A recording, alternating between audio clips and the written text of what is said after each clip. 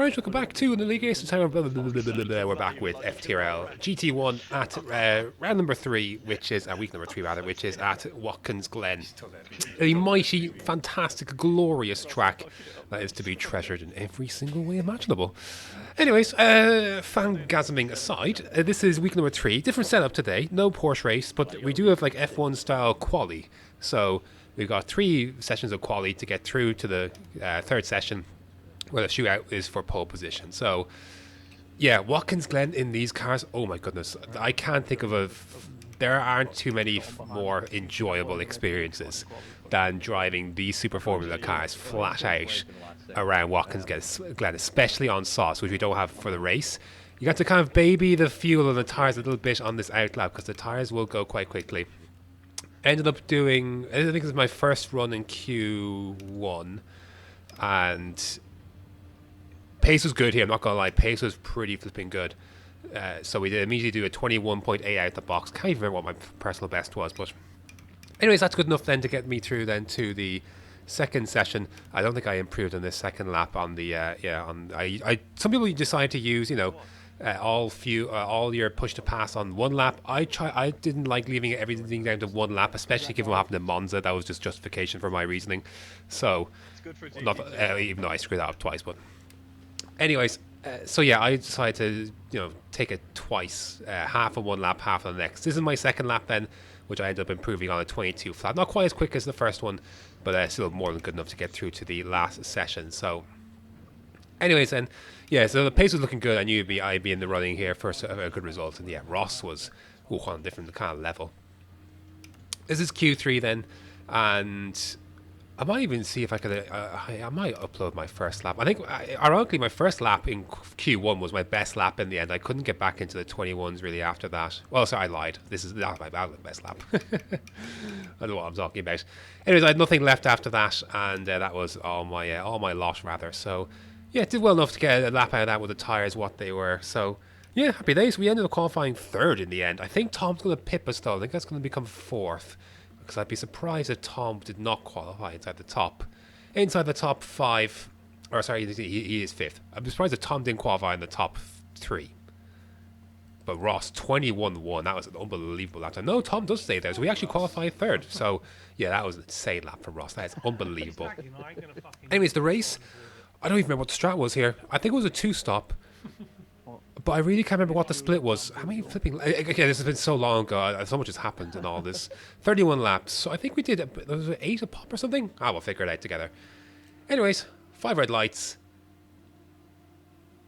And away we go. Not the greatest of starts. And we're going to be immediately jumped by, I think, Pagani. And I think Tom is steaming on my left as well. So, yeah, take it nice and easy around the outside. I have good pace here. I know I do. So it's just about settling into it, getting through this first lap. And we've got a really good chance to get a good team result here for me and Pagani, because we, 2 rounds in, we've done feck all for Homer and Royston in GT2. So this is the week where we're like, right, well, it's time for us to pull a finger out and actually, show why we're, why we can make a good team. So, anyways, Pagani lets me go through there. I return the favour by immediately running off a circuit. And I am going to be one of many people who are going to get penalties this first lap as a result. Yep, there's one, but also, yeah, there's a lot of penalties there. So everyone seems to misjudge that. So I was like, well, that's not ideal.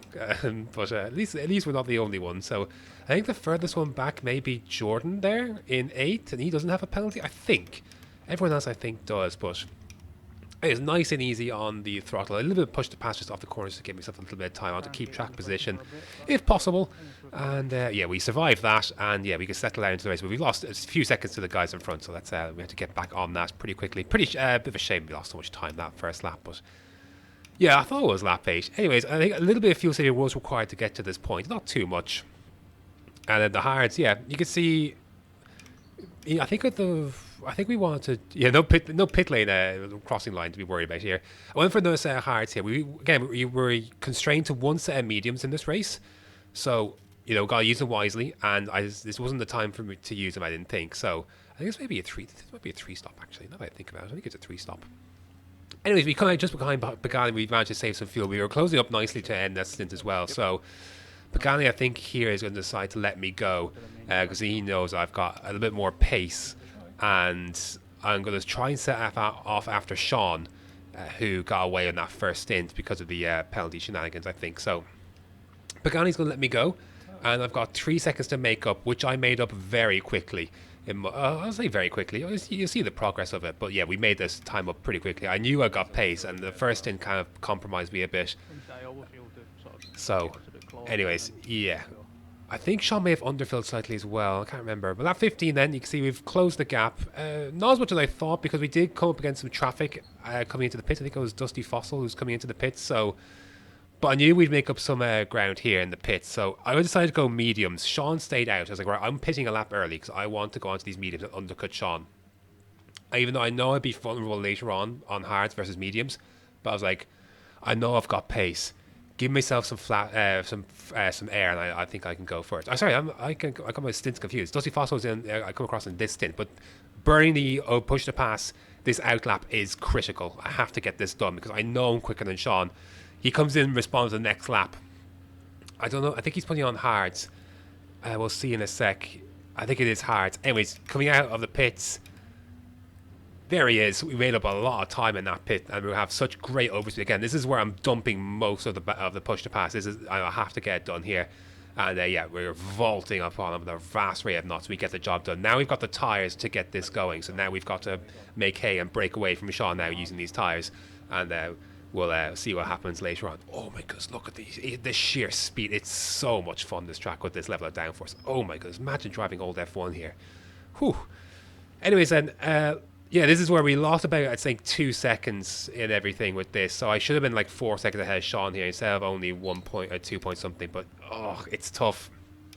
I call him at a bad point in my stint here. So no one's fault, obviously. It's just how the cookie crumbles sometimes. But, yeah, I lost a bit of time that I really needed on these mediums. Like Sean being so close in the hunt here on hards was always going to put him into a shot later on in the race. Anyway, he's going to pit then onto lap on the lap 24 then. I think it's an 8 lap sprint then to the end, or is it 7? I can't even remember. It must be 8, is it? It is, yeah. Full then to go to the end. I think we just did a 7 lap stint on those mediums. But anyways, we have track position, but now we've got to try and defend it. And Pagani and Sean will be on mediums to end here, so I've got to crack on with things here. And we've got about 5. I was like, shit, only 2 second gap with hards versus mediums, so it's going to be a little difficult to hold that one up. Let's see what we can do. Lap 28. So Sean has caught us, but overtaking was very difficult for him, and him being caught up behind me helped bring Pagani into the mix, which is exactly what I wanted. Now I'm going to slide a little bit here, and I've got no push to pass left at this stage, so I'm in a bit of trouble here. But I'm going defensive here. This is how far I've come in GT1. Like, I wouldn't have been able to do this a few seasons back, like in my first few seasons, like, being able to really pull out all the stops defensively, go for a move or something. Like, this is full circle. Look at this. Oh my goodness. Oh, despicable defensive driving. Clean, of course, but we got it done. Sean and Pagani then come together, and then Pagani ends up coming through. It's like, perfect. Now my teammates do. I want to let him go if possible, but at the same time, they're still very close back there, so I can't just let Pagani go without Sean getting through as well. So, yeah, but defensive driving McGee, absolutely lovely stuff. And I watched the replay afterwards. It's all clean, just very defensive from my point of view.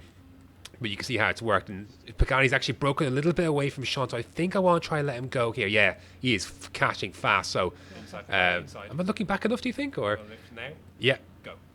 And beautiful. We've released Pagani then into it, but he immediately gets himself a penalty. So I was like, shoot. So I need to try and hold up Sean here if I can. We got yeah. So down the inside, Sean goes for it. Oh, there's a gap that just about appeared there, but he was definitely way too deep there. He's gone into the wall, and then he gets through, or we get back through. So, now Pagani can go. It's just a few laps from the end. Then we're looking good for a P3 and a P4. However, at this current moment, fate had other ideas because, well, my apartment has a complex has a general alarm system for the entire building, and as you can imagine, that was fucking deafening, and I was naturally distracted. So, that was painful. So, anyways, I had a really good chance to keep P4, I think, but that was If you don't think that's distracting, then I don't know. I mean, if you could drive through that, fair play. But I naturally obviously I want to mute myself if I want to, but basically I was trying to mute myself because no one needs to hear that, and that was loud as shit. So Picani got himself a podium just about. He almost ran out. I think he did run out of fuel at the end there, but anyways, Sean finished fourth and I finished fifth then. So a good result, I have to say, for us. Finally a good result in GT1 for us, and we drove a really good race. Good teamwork in there as well between me and Picani. So yeah, that was a good result. I wish it could have been a little bit more, but you know what? I mean, all things considered, my apartment didn't burn down, and we survived. So yeah, good result all around there. And if you ever get a chance to do that track in a Super Formula League or something, oh my goodness, that was so much fun. But yeah, Ross and Tom, 1-2 for them. Ferrari are going to be the team to beat this time around. But holy shit, that gave me an absolute heart attack. But anyways, and here are the standings then after week number 3 of GT23. Ross and Tom, top of the table there. Witchell in third as well. We've recovered up to 5th now after that. So after a difficult start, especially Monza, we recovered nicely then. Picani, where is Picani? Picani is in 8th. So, but his best results of the season by far as well. To that point, both of us doing season bests at that track. So, yeah, happy enough with that because it was me and Picani had absolute shit shows to begin the season. So, yeah, I'm glad we finally arrived 3 rounds in. Here are the standings then. We're 35 points behind Ferrari, and we move ahead of the likes of Slick Cut and Levi Roots and Pac-Man and all those. So, yeah, we can try and consolidate our position here in second, but obviously try and chase Ferrari. Yeah, difficult in prospect when Ross and Tom are at the top of their game, like they are in GT1. It's difficult, but we do what we can. And then, but yeah, that's going to do it for this week's edition of the GT1 GT1. Those are the words, not the Switchback Formula 1 podcast. Next up is I don't even know where's next. Week number 4. I think it's Belgium. I think Belgium's up next. So yeah, thanks for watching, and until next time.